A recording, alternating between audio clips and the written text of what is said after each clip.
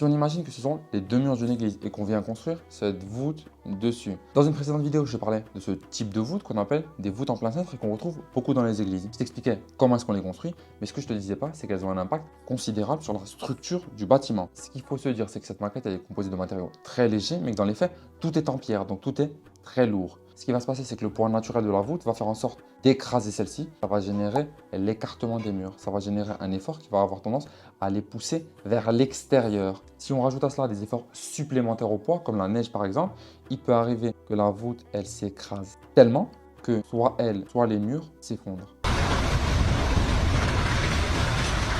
Depuis plusieurs siècles maintenant, les architectes ont évidemment trouvé une solution à ce problème majeur. Cette solution, on les appelle les contreforts.